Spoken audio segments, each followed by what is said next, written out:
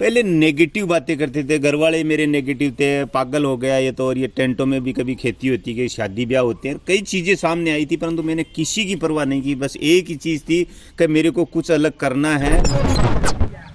Hey guys, this is your Lucky और स्वागत करता हूँ आपका फिर से इनक्रेडिबल व्लॉग्स में। और आज जैसे कि पीछे देख रहे हैं, आपको लग गया होगा कि हम ऐसी जगह आए हैं थोड़ी ग्रीनरी में, थोड़ी सी अच्छी हवा खाने और आपको एक ऐसी इन्फॉर्मेशन देने जो कि सबके लिए बहुत जरूरी है, बेसिक इन्फॉर्मेशन जो कि आपका जानना बहुत जरूरी है। तो आज हम एक्सप्लोर करने आए हैं एक ऐसी फार्मिंग इंडस्ट्री की एक शानदार वाली चीज जिसका नाम है पॉली हाउस। और मेरे साथ में है जैसे कि कृष्ण राज और अनिल चौधरी।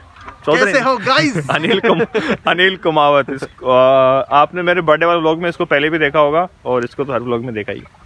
तो अभी चलते हैं और यहाँ से पूछते हैं कि क्या पॉली हाउस होता है, कैसे अपनी जो फार्मिंग है, अपनी जो किसान कैसे अपडेट कर रहे हैं और क्या गवर्नमेंट नई नई स्कीम्स लेकर के आ रही है। तो वो सारी चीज़ जानना बहुत जरूरी है आप लोगों के लिए। आज हम आए हैं पचार गांव है, कालवाड़ जो गांव है उससे 5 किलोमीटर आगे जाके लेफ्ट की तरफ पड़ता है पचार गांव। वहां पर अपन इसको पूरा एक्सप्लोर करेंगे कि व्हाट इज पॉली हाउस। ये आपको जानना बहुत ज्यादा जरूरी है गाइज।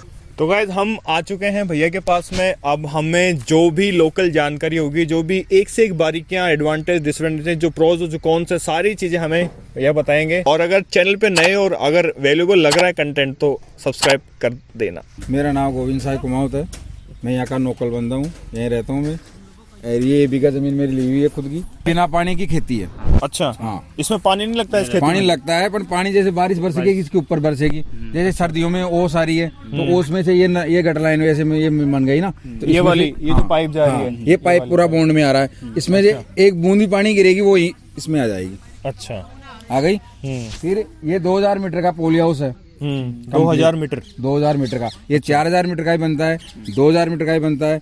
पर जैसे जगह होगी ना उस हिसाब से ये बन जाता है। और जैसे आप बताते हो गवर्नमेंट को वैसे कर देते। 2000 मीटर की सब्सिडी मिलती है, 3000 की मिलती है, 4000 की मिलती है। अच्छा। मेरे पास जमीन इतनी थी, उस हिसाब से मैंने ये करवाया इनसे। अच्छा, तो इसमें से क्या, मान लो मेरे तो अभी खुद के तो 8-9 लाख रुपए लगेंगे। और वैसे आप गवर्नमेंट की तरफ से वैसे कैश पैसे लगवाऊंगा, वैसे ये 22 लाख रुपए पड़ता है। तो इसमें गवर्नमेंट सब्सिडी देके मेरे 8-9 लाख रुपए लग जाएंगे। ये हाल तक तो ये सिंगल है, इसमें एक पन्नी और लगेगी, फिर पर्दा लगेगा इसमें। जैसे सर्दी में, गर्मी में आप जिस हिसाब से फसल लेना हो उस हिसाब से इसमें फसल होती है। जैसे इसमें खीरा होता है, शिमला मिर्ची होती है, गुलाब के फूल होते हैं, ऐसी ऐसी चीजें होती है इसमें। पूरी लगाने का ज्यादा फायदा क्या है, मतलब सबसे ज्यादा फायदा क्या है इसको लगाने का? ओपन के और इसमें क्या डिफरेंस है? ओपन में खीरे से मान लो बार लगा दिए। क्या है? खीरा। खीरा। अच्छा, खीरा लगा। सर्दियों में खीरा बाहर लगाओगे आप, नहीं होगा क्योंकि सर्दी में जल जाएगा खीरा। है, इसमें पर्दे बंद कर दिया, पूरे के पैक रहेगा, अंदर सब्जी लगा लिया आपने। जो बाहर नहीं जा अच्छा, मतलब ये कंट्रोल कर लेगा वेदर को भी। हाँ, जैसे फुल गर्मी में है ना, जो बाहर लगाओगे जल जाएगी आपकी सब्जी। हाँ। इसमें लगाओगे आप तो इसमें क्या है, हाल तक ये पाइप डलेगी तो इसमें फोगर चलेंगे, तो बिल्कुल इसको टेम्परेचर को ठंडा रखेंगे। अच्छा, ये ऑर्गेनिक खेती, इसमें कोई केमिकल डालने की जरूरत नहीं है। जैसे इसमें गोबर का खाद है ना, पहले हम लाएंगे वहाँ गोबर बन गया, उसमें थोड़ा बहुत गाड़ेंगे उसको, पानी वानी डाल के, फिर बाद में इसके मायने डाला जाएगा। तो आपका जो गांव है, जैसे पचार गांव में यहाँ पे, तो ये कितने लोगों ने यहाँ पे करवा ली ये जो आप पॉली हाउस का जो है? या देखो पचार में तो है ना, ये चालू है अब तक काम। जैसे यहाँ तो 20-30 लगेंगे। ये गुड्डा कुमावदान है, उनको तो मिनी इजराइल के नाम से पहचानते। अच्छा, मिनी इजराइल। अच्छा, और वहाँ कम से कम भी 4000 पॉली हाउस लगे हुए हैं। 4000 पॉली हाउस? 4000 पॉली हाउस लगे हुए हैं। अच्छा, पूरे गांव में, बोवास में, ये गुड्डा कुमावदान है उसमें, बस्सी में खूब लोगों ने लगा रखा है। सबसे यहाँ मैन है खेमाराम जी महरिया है, वो ये तकनीकी इजराइल गए थे, वो लेके आए थे। आज उनके है ना जो साल में 2.5 से 3 करोड़ रुपए की इनकम है। हम जहाँ पर अभी फसलें उग चुकी है, जहाँ पर अभी फसलें हो रखी है और जो ये बिल्कुल कंप्लीट हो रखा है, वहाँ आपको लेकर के चलते हैं। अगर वहाँ पे सब्जी फल जो भी उगाया होगा वो आपको दिखाते हैं कि वहाँ पर क्या क्या फार्मिंग हो चुकी है। तो एक बार अपन वहाँ चलते हैं। तो अगले मिलते हैं आपसे अगले शॉट में सीधे वहीं पे। जैसा कि मैं आपको बता रहा था कि खेमाराम जी जो हैं, उन्होंने यहाँ पे एक पूरा मिनी इजराइल यहाँ पे बना रखा है और जो भी पॉली हाउस की छोटी छोटी बारीकी वाली जानकारी है वो हमें खेमाराम जी देंगे। और अब इन्हीं से पूछते हैं कि कैसे शुरुआत करी आपने इन चीज़ों की? शुरुआत ये वैसे इजराइल की देन है, और ये इजराइल जाने के बाद में ही, वापस आने के बाद में हमने ये सेटअप किया था। और ये 2012 में मेरा राजस्थान सरकार की तरफ से गवर्नमेंट का इजराइल दौरा हुआ था। अच्छा, गवर्नमेंट की तरफ से ही हुआ था? हाँ, राजस्थान गवर्नमेंट की तरफ से ही हुआ था। एक मंत्री समूह का तकरीबन 35-36 आदमियों का, उनमें 3 कृषि मंत्री थे, कुछ गवर्नमेंट के अधिकारी थे, उद्यान विभाग के अधिकारी थे, और उनमें कुछ किसान थे। अच्छा। 15 रोज का टूर था और सारा खर्चा हमारा राजस्थान गवर्नमेंट ने वहन किया था। और इजराइल जाने के बाद में वहाँ जो ये आज जो ये मिनी इजराइल के किसान जो कर रहे हैं, वो संरक्षित खेती हमने वहीं देखी थी। और वहीं हमने 15 रोज का अध्ययन करने के बाद में, देश लौटने के बाद में, शुरू में डर ज़रूर बैठा हुआ था। जो वहाँ पैदावार बता रहे थे, इनमें जो 15-15, 20-20 लाख रुपए की एक 4000 वर्ग मीटर में, तो वो हमारे गले नहीं उतर रही थी कि ये, क्योंकि पहले आपने कभी सुनी नहीं थी ऐसी चीजें और एकदम से सुना ऐसी तो बात। नहीं था, परंतु हम भी किसान हैं, वो भी किसान थे, तो इतना फर्क हम नहीं मान रहे थे कि इतना बड़ा फर्क इस संरक्षित खेती में और जो परंपरागत खेती कर रहे थे उसमें इतना फर्क हो सकता है। परंतु हम वो चीज़ झूठ मान रहे थे, परंतु आज हम वो झूठ नहीं बोल रहे थे, उस टाइम पर वो सच बोल रहे थे।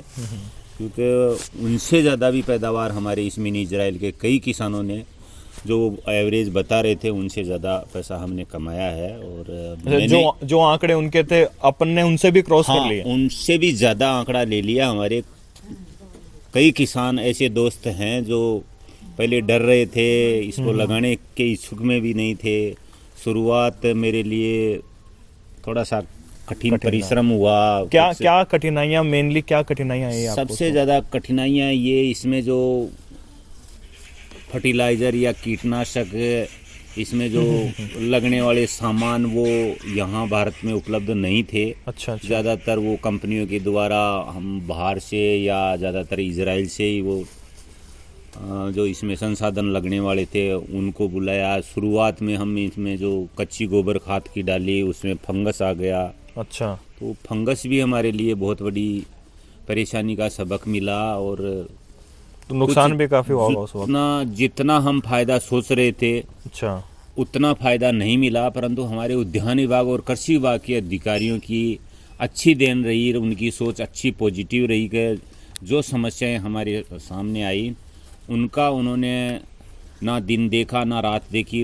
जो भी किसान के दुविधा थी या जो जानकारी से वंचित था, वो जानकारी हमारे उद्यान विभाग के अधिकारियों ने बहुत सहजतापूर्वक हमारे को उपलब्ध करवाई। और मैं मानता हूँ कि आज ये मिनी इजराइल बनने के बाद में तो सारे हिंदुस्तान के किसान और कंपनियाँ और अधिकारी ये बोलते हैं कि अच्छा काम किया। परंतु जिस टाइम पर हमारे को जिस चीज़ की ज़रूरत थी, वो चीज़ हमारे उद्यान विभाग और कृषि विभाग के अधिकारियों द्वारा ही उपलब्ध करवाई गई थी। और उन्हीं के कारण से ये मिनी इजराइल उभर कर के सामने आया है।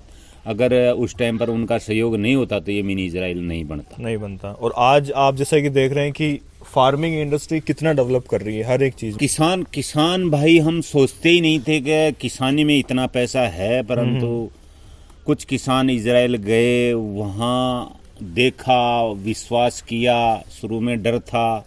आज मेरे हिसाब से, मेरा मानना, खुद का मानना ये है कि मेरे हिसाब से हमारी पिछली 7 पीढ़ियों ने भी इतना पैसा और सम्मान नहीं कमाया होगा जो हमने ये 7-8 साल में कमाया है। और यहाँ टीले थे, बैकवर्ड एरिया था, कोई जानता भी नहीं था। अब तो पानी का कितना, यहाँ पे पानी कितना यूज़ में होता है इस फसल में? पानी वैसे ज़्यादातर हम इसके अंदर करते हैं, मल्च लगी हुई होती है। तो बाहर ओपन की फ्लड की खेती में ये मान करके चलो 80% पानी लगता है, तो इसमें 30% पानी लगता है। अच्छा, इतनी पानी की बचत होती है। और पानी हमारे यहाँ राजस्थान में इस एरिया में है भी नहीं। हमने तो ये इनके ऊपर जो बरसात का पानी होता है ना, उसी को इकट्ठा करके ड्रिप के माध्यम से धीरे धीरे इसी में यूज ले रहे हैं और इसी से काम निकाल रहे हैं। कुछ कम पानी पड़ जाता है तो हम अंडरग्राउंड पानी लेते हैं। और अंडरग्राउंड पानी हमारे यहाँ अच्छा है भी नहीं, वो क्षारीय पानी है, तो फसल के लिए अच्छा नहीं है। जो बरसात का पानी है ना, अभी हम सर्दी में तो जो ओस का जो धुंध का पानी रोज आता है, वही हमारे इतना इकट्ठा हो जाता है कि रोज हमारी सर्दी में जितना पानी लगता है उतना तो हमारे रोज कलेक्ट हो जाता है। और उसी को हम अपनी सिंचाई के अंदर यूज में लेते हैं। तो इस पॉली हाउस के नीचे सारी सब्जियां उग सकती है, मतलब कुछ भी आप जो भी फल सब्जी में जो होता है वो आप उगा जो सकते हैं। भी अपन चाहें वो उगा सकते हैं, परंतु इस एरिया में ज़्यादातर ये जो सीडलेस खीरा होता है 99.99 पोलिया, उसमें ज़्यादातर सीडलेस खीरा ही पैदावार अच्छी दे रहा है। मतलब एवरेज माने सब ने शिमला मिर्च भी लगाई, टमाटर भी लगाया, और भी मैंने खरबूजा भी लगाया, मुश्क मेलन भी लगाया, परंतु सबसे अच्छा पैसा हमारे को इस खीरे में मिल रहा है, क्योंकि इसकी मार्केटिंग करने में हमें कोई दुविधा नहीं है। हर जगह इसका मार्केट है, लोकल मंडी में भी है, बड़ी मंडी में भी है, कहीं पे भी बेच सकते। ये कड़वा नहीं होता है, ये अलग टाइप का खीरा होता है, थोड़ा सा चमकीला होता है, लोगों के लिए एक नया है। परंतु इसमें क्या अभी किसानों के लिए जो बाजार मिलना चाहिए इस खीरे का, वो बाजार नहीं मिल रहा है। अच्छा, वो रेट नहीं मिल रही है, रेट नहीं मिल रही, क्योंकि कस्टमर को भी महंगा मिल रहा है और किसान को भी कम पैसा मिल रहा है। वो एक बड़ी समस्या है, क्योंकि आप सर के लोग जो खाने वाले हैं, हमारा खीरा अभी बिक रहा है 20-22 रुपए किलो और आपको मिल रहा है 70-80 रुपए किलो। मतलब एक बहुत बड़ा गैप है, बहुत बड़ा गैप। और ये गैप जब तक कस्टमर और किसान आमने सामने नहीं जुड़ेंगे ना, जैसे अब एक भारत सरकार की भी योजना है कि छोटे छोटे समूह बना करके किसान एफपीओ के द्वारा अपना कोई कंपनी बनाए या एफपीओ बना करके। एफपीओ क्या है? एफपीओ एक संगठन है, किसानों का संगठन बन करके।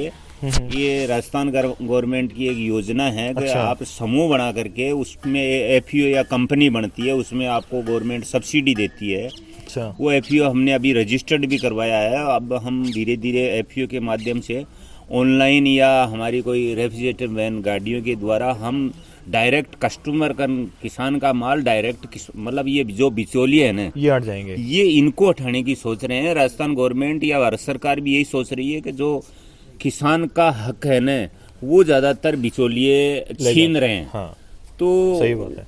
जो कस्टमर का जो ज़्यादा पैसा लग रहा है, ज़्यादातर मोटा मुनाफा कस्टमर को होगा और थोड़ा बहुत मुनाफा इसमें किसान का होगा।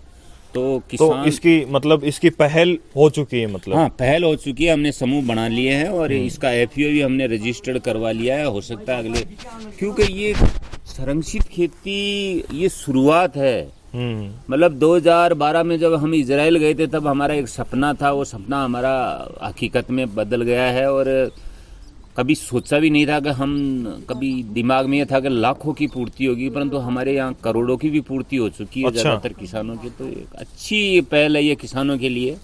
और मैं तो यही कहूँगा कि परंपरागत खेती को छोड़ करके अगर ये इसमें घुसेंगे ना, तो किसान का ज़्यादा भला होगा। तो क्या ऐसी छोटी छोटी बारीकियां होती है जो पॉली हाउस खेती में अपने को ध्यान में रखनी होती है? ज़्यादा कोई समस्या नहीं है। अगर खेती करने वाला किसान हो ना, वो तो जो बाहर की खेती कर रहा था वही खेती अंदर होती है, ज़्यादातर वही बीमारियां अंदर आती है। इसमें 2-3 बीमारियां अलग हट करके आती है, जैसे माइट, थ्रिप्स और एक वाइट फ्लाई, ये 3 बीमारियां हैं। अच्छा। तो इनका अगर टाइम से या खाली पोलिया उसके अंदर अपन थोड़ा सा हैवी केमिकल दे करके या फॉर्मुलिन से उसको उपचारित करके पूरा अच्छी तरह से इसको मतलब दवाई स्प्रे करके, और कुछ गर्मियों में हम इसका सोल सोलराइजेशन करते हैं, तो उस टाइम पर भी जितनी भी बीमारियां ना वो सारी खत्म हो जाती है। और उसके बाद में हम दोबारा से बेड बना करके दोबारा से फसल लगाते हैं। तो कोई ज़्यादा मुश्किल वाली बात नहीं है। मुझे ये बताओ कि क्या ऐसा रीज़न था, कौन सी ऐसी वजह थी जो राजस्थान सरकार ने आपको इजराइल ले जाने के लिए चुना? सर, कुछ न कुछ तो मैंने अलग किया होगा। जैसे मेरे 2004-05 पूरे खेत में ड्रिप थी, बाहर जो जैसे ये वॉकिंग टनल लगा हुआ है, इस प्रकार से मैं पहले तरबूज की खेती, ककड़ी जो बाहर की ककड़ी होती है, मतलब ज़्यादातर मैंने क्या कि पानी को सहेजा था। पानी की बूंद बूंद की कीमत समझी, उसी की बदौलत ये जो मैंने बूंद बूंद सिंचाई, जो टपक सिंचाई बोलते हैं, उसको अपनाया और धीरे धीरे मेरे पूरे गांव ने अपनाया। फिर हम थोड़ा सा अलग स्तर पे सोचे तो राजस्थान सरकार के जो अधिकारी थे वो, और जो मैं नई सोच के हिसाब से खेती कर रहा था, उन्हीं विचारों से मेरा राजस्थान सरकार के जो उद्यान विभाग और कृषि विभाग के अधिकारी थे उनसे संपर्क हुआ था, और उन्हीं की बदौलत मेरा इजराइल दौरा हुआ था। और इजराइल दौरा होने की बदौलत ही मैं ये संरक्षित खेती में घुसा। नहीं तो मैं, अगर मेरा मानना है कि अगर मैं इजराइल नहीं जाता तो आज ये मैंने इजराइल उभर करके यहाँ सामने। लेकिन ये चीज़ मैं एक चीज़ मानता हूँ कि जैसे आप वहाँ से ये सीख करके आए सारी चीज़ें, तो ये सिर्फ आप ही कर सकते थे, यहाँ पे, लेकिन आपने यहाँ पे सबको बताया, सारे किसानों को आपने ये चीज़ बताई। नहीं, ये सब किसानों का है कि जब गरीब किसान एक खेमाराम इतना संरक्षित खेती का फायदा ले सकता है, तो भारत के तो हर किसान, हर नागरिक का हक है कि वो भी अनुदान प्रक्रिया में घुसे, नई नई योजनाओं का लाभ ले।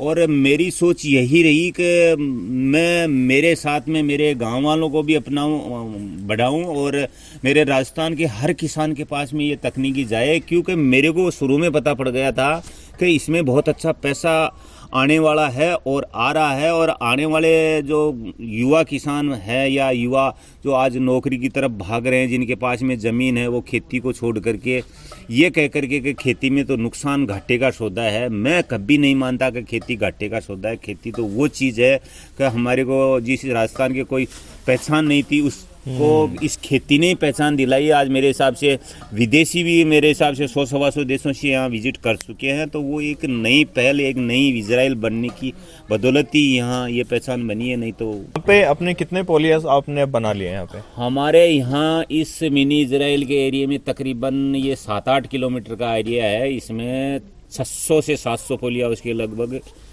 बन चुके हैं। अभी एक क्रांति आई है कि भारत सरकार के पास में अनुदान देने के लिए टारगेट नहीं है।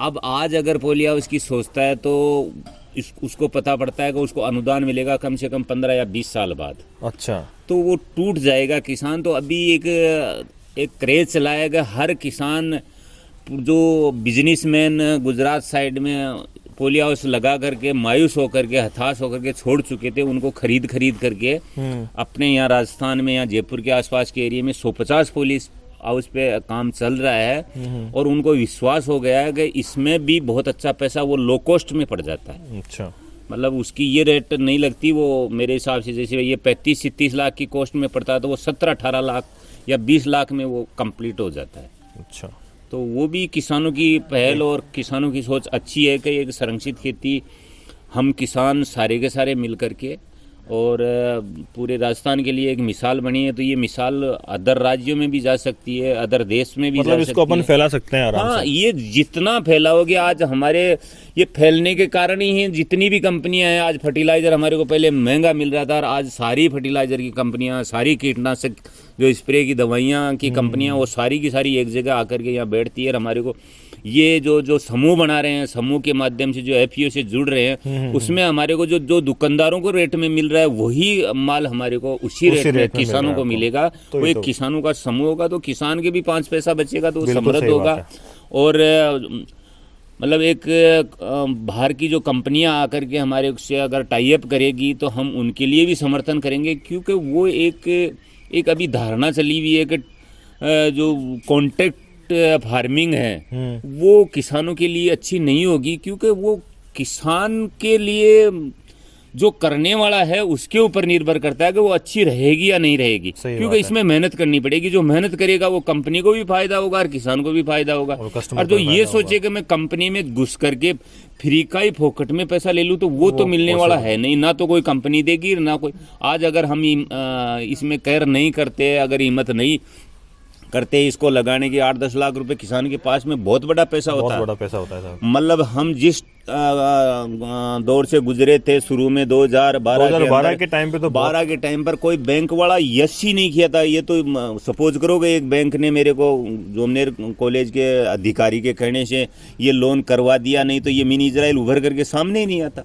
वो भी एक हमारी मजबूरी समझी थी कि यार ये किसान अच्छा कर सकता है। जब अधिकारियों ने मेरी ये सोच समझ करके विदेश भेजा, इजराइल की यात्रा करवाई, वहाँ की तकनीकी पहचानी, तो उन्हीं की बदौलत उन्होंने मेरे को ये, मतलब सारे बैंकों ने मना कर दिया था। एक बैंक ने मेरे को लोन दिया, और वो भी अधिकारी के कहने से, क्योंकि उनको पता था कि ये आदमी रुकने वाला नहीं है, ये बहुत मेहनती है। और वो मेरे को इतना अच्छा पैसा मिला उसमें पहली फसल में कि मेरा पूरा चुकती हो गया 1 साल में ही, वो पहली फसल के अंदर। तो इसमें जो खेती आप करते हो, इसमें 1-2 चीजें तो ऐसी होगी जो नुकसान भी होती है जिन चीजों से, मतलब जो चीज नुकसान भी करती है। देखो सर, अगर किसान की सोच पॉजिटिव है, मेहनती किसान है, उसके तो कोई नुकसान होता नहीं है। और ये सोचे कि मैं ये संरक्षित खेती स्ट्रक्चर लगा करके इसमें खेती कर लूँगा और साख संभाल नहीं करूँगा और मजदूर ला करके काम करवा लूँगा, तो वो काम तो संभव होगा ही नहीं, वो तो घाटे का सौदा ही होगा। मतलब किसान ही कर जो सकता है ये काम। किसान जो इसमें आत्मनिर्भर है, जो किसानी कर रहा है, वो इसमें ज्यादा बेनिफिट कमा पाएगा। सही बात है। इसमें आप सोच लो कि कोई बिजनेसमैन घुस करके वो इसमें पैसा कमा लेगा, तो वो या तो किसान से टाई अप करके या किसान से पार्टनर करके ही उसमें कंपनी के द्वारा अच्छा पैसा कमाया जा सकता है।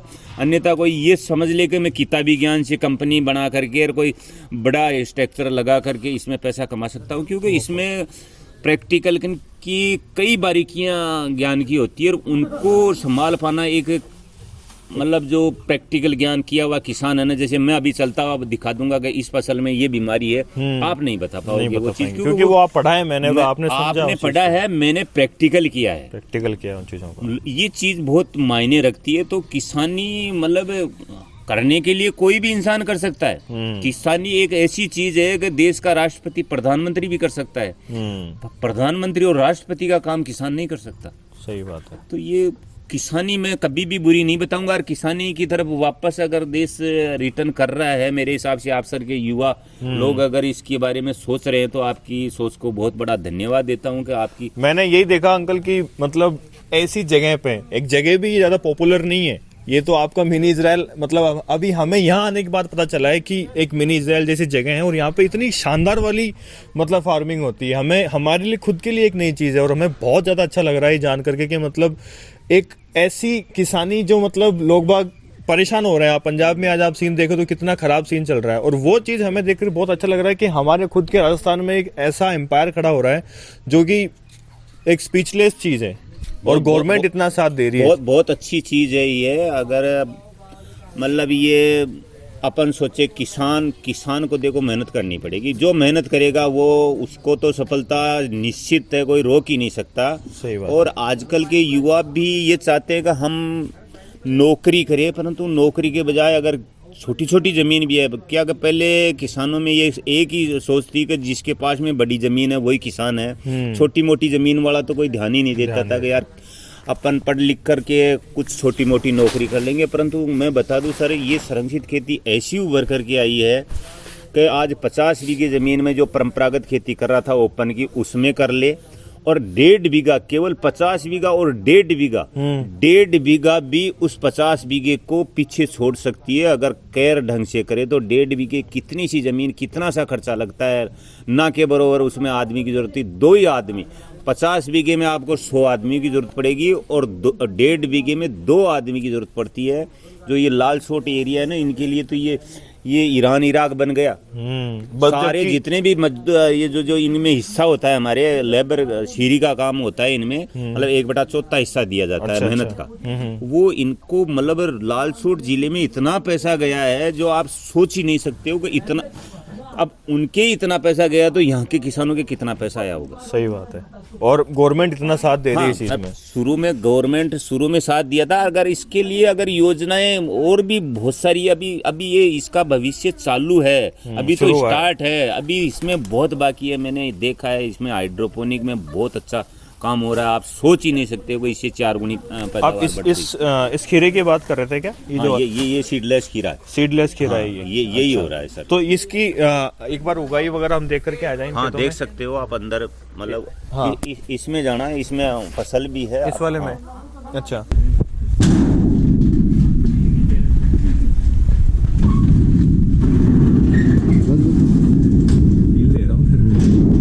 तो ये जो जगह है, ये अब आपको ये जो एरिया दिख रहा है ना, ये बाहर का एरिया है, और अब जो मैं आपको दिखाने वाला हूँ वो है पूरा पॉली हाउस के अंदर का सीन।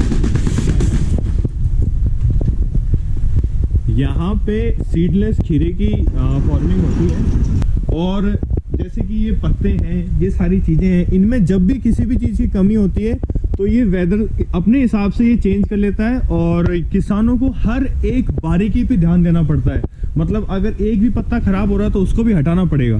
तो ये एक छोटी छोटी बारीकियां जो होती है उनको किसानों को ध्यान में रखनी पड़ती है।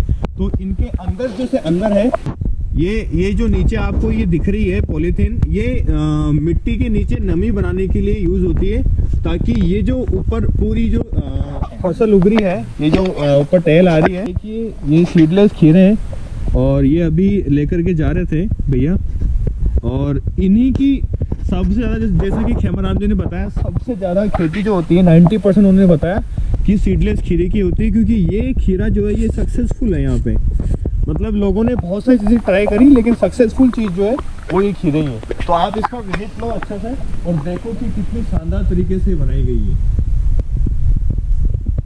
ये जो मटेरियल आपको दिख रहा है, जो कि पूरा पॉली हाउस इसी से बना हुआ है, ये प्लास्टिक पॉलीमर का बना हुआ है, और इतना हार्ड ये होता है कि आप अगर इसके ऊपर चले भी जाओगे ना, मतलब आप ऊपर, तब भी ये फटेगा नहीं।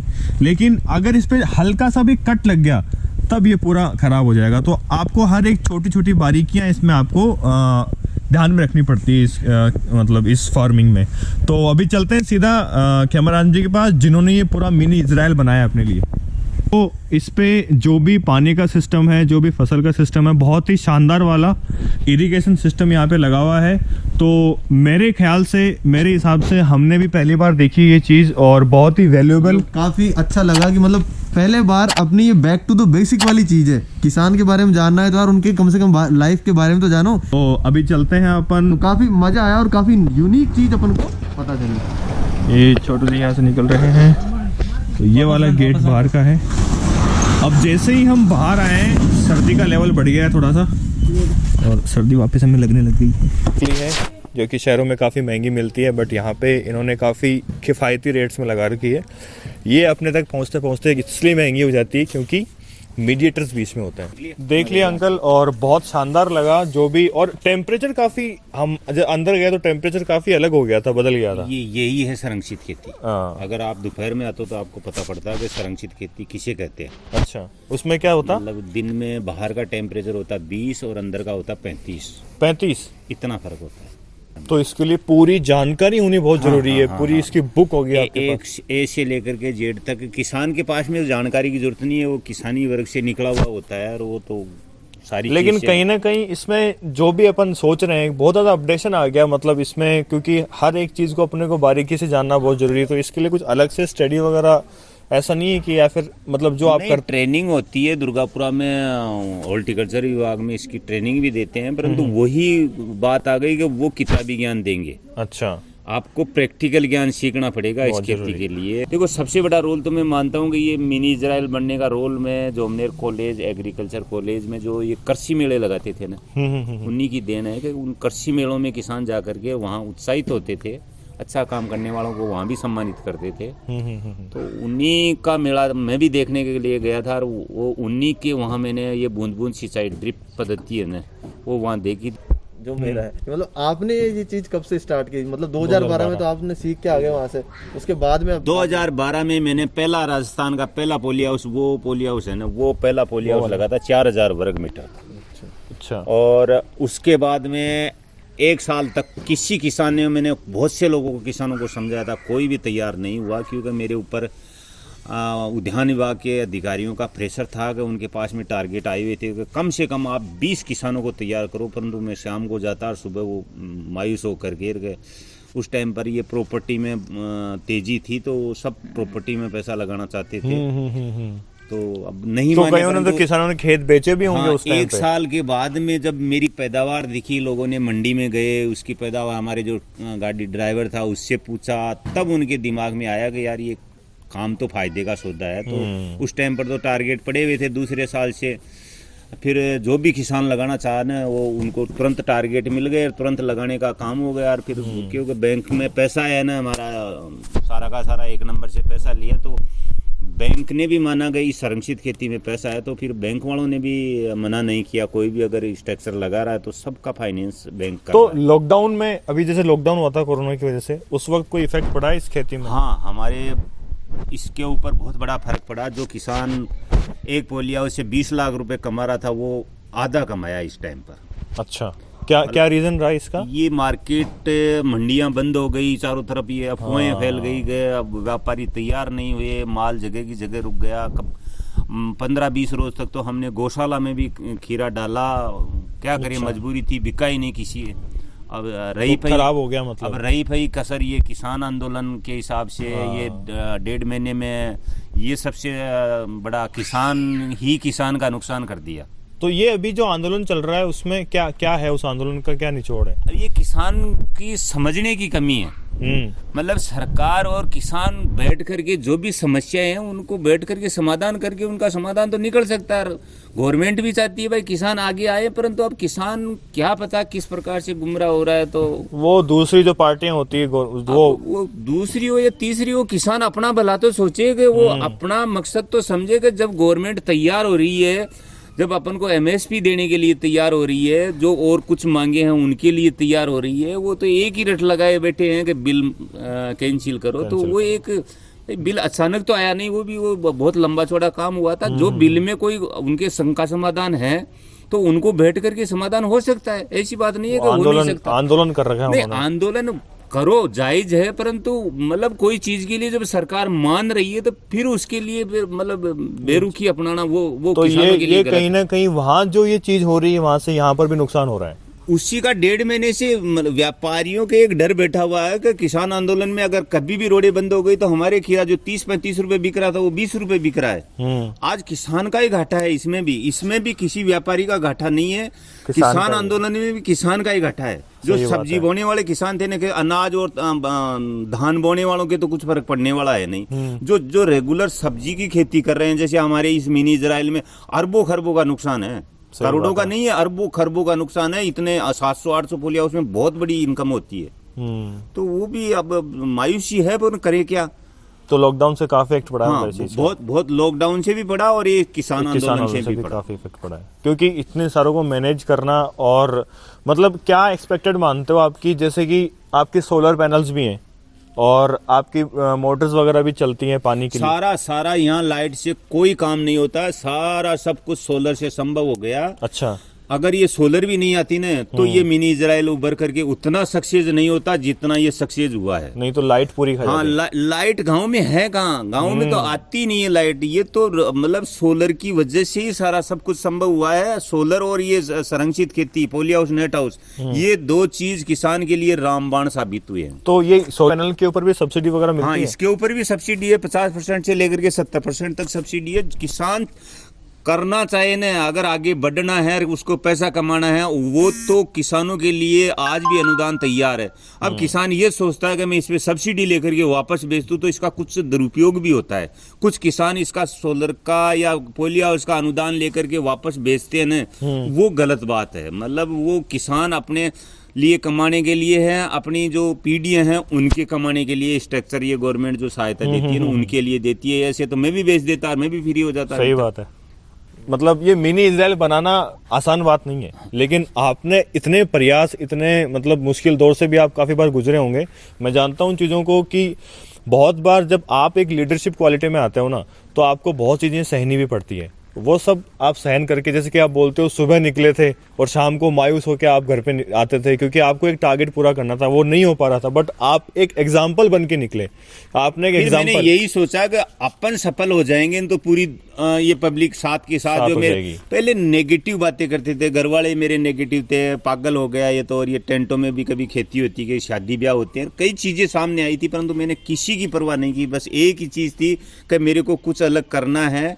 यही है कि मेरा जो गांव है ना वो तुरंत संभल गया, देर नहीं की, मतलब तुरंत संभल गया। और वो जो योजनाएं थी उनका फायदा उन्होंने लिया, वो एक बड़ी गर्व की बात है। ये चीज संरक्षित खेती जो पोली हाउस, नेट हाउस है, उसमें इतनी अपार संभावनाएं हैं। मैं बेटा अभी मैं थाईलैंड गया था, मेरा ऑस्ट्रेलिया का टूर हुआ था, अभी मैं एक देश में और जा रहा हूँ जहाँ पूरा हाइड्रोपोनिक में हो रहा है। हाइड्रोपोनिक में इसी चीज में कम 4 गुना पैदावार कर सकते हो। अच्छा। जैसे मेरे 8 पोली हाउस में करोड़ों का टर्नओवर ले रहा हूँ, इसी में मैं 8-10 करोड़ का भी टर्नओवर ले सकता हूँ। चलो अंकल, और बहुत अच्छा लगा आपसे बात करके, इस टॉपिक के बारे में जान करके। हमें पता नहीं था हमें इतनी इन्फॉर्मेशन मिल जाएगी इसकी, वो उन्होंने अंकल ने बताया, और बहुत ही काफ़ी किफ़ायती और वैल्यूएबल इन्फॉर्म हमें, मतलब ये आप सर के जो युवा है ना उनके लिए बहुत अच्छी चीज़ है कि जो आज मतलब इतना पढ़ा लिखा होकर के फिर मायूस होकर के ये बैठ जाता है कि मेरे को नौकरी नहीं मिलती। आप ये एक संरक्षित खेती 1.5 बीघा जमीन तो हर किसान के पास में होगी मेरे हिसाब से। और किसान वर्ग से ही बच्चे ज़्यादातर शहर में जाते हैं तो किसान वर्ग से ही जाते हैं। पढ़ लिख करके एक निराश होकर के बैठते हैं ना, आप ये संरक्षित खेती में इसमें बहुत सी योजनाएं, जैसे इतने एरिया में अगर आप मशरूम की खेती करते हो ना, तो इसमें अरबों का, करोड़ों का नहीं, अरबों का टर्नओवर होगा। आप खुद करो, लोगों को सिखाओ, लोगों को दो, लोगों को रोजगार मिलेगा, ऑटोमेटिक आप खुद भी बढ़ोगे और लोगों को भी बढ़ाओगे। तो बहुत ही वैल्यूएबल और बहुत कुछ जानने को मिला हमें अंकल से, और वीडियो को यहीं ख़त्म करते हैं। और जितना भी आपको जानने को मिला, इस वीडियो को ज़रूर लाइक करना, क्योंकि मिनी इजराइल के बारे में पहली बार हमें भी जानने को मिला और पहली बार आपको भी जानने को मिला होगा। जब भी यहाँ पर आएँ, अगर आप जोबनेर के पास में या जयपुर से विजिट कर, बिल्कुल आप देख करके जाएं इस जगह को। बहुत ही ज़्यादा पीसफुल और बहुत ही ज़्यादा यूनिक कॉन्सेप्ट मुझे भी लगा और आप लोगों को भी लगा होगा। तो बहुत बहुत थैंक यू अंकल आपका इस